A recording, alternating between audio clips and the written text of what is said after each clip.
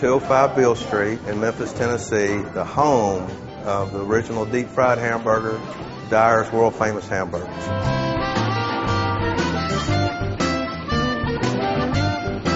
You can only imagine the best, greasiest, tasting, delicious hamburger you've ever had when you needed one the most.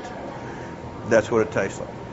A gentleman by the name of Elmer Dyer came up from northern Mississippi to Memphis in 1912 and started Dyer's hamburger restaurant. Well, back then, they didn't have the flat tops and all this, so they cooked in a cast iron skillet.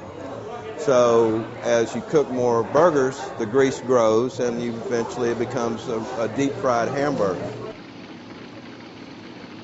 We strain and process our grease daily, but we've never thrown it out and started over. So somewhere in there is molecules from 1912. That's what makes it so good.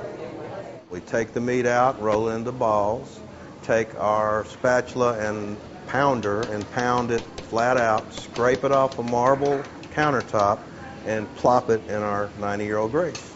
It sinks to the bottom and starts to cook around the edges, and pretty soon it floats to the top, and when it floats to the top, it's done. Take it out, take the top of the bun, and go down there and get it, and you drain the grease off as much as you can. Of course, it's soaking in the top of the bun. You put it on the mustard, onion, and pickle. Every now and then somebody grumbles there's no lettuce or tomato, and we explain to them why. I could have it. I don't want it because it's not our concept, and that's part of the tradition, and that's part of what the guests like also.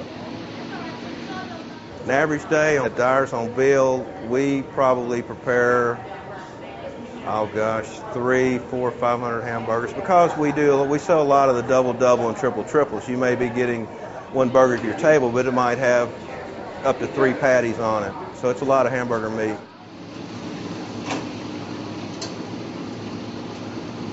I will not disclose our secret process for seasoning the grease because unless your grease is 91 years old, it's not going to help you anyway. Our T-shirts for our staff ask, have you had your vitamin G today? And the G stands for grease.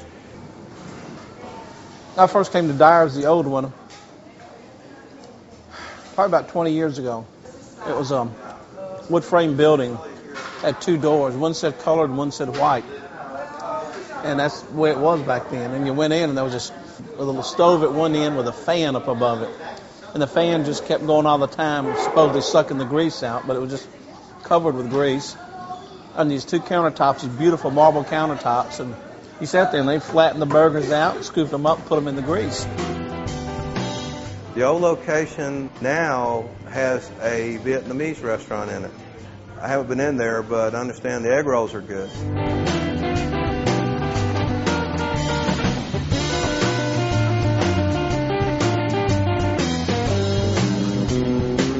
Pride, tradition, and grease. We take pride in what we do. We have tremendous tradition, and it's all about the grease. If you are watching your health at all, I would recommend going next door. We've been doing it for 91 years, so obviously something's working.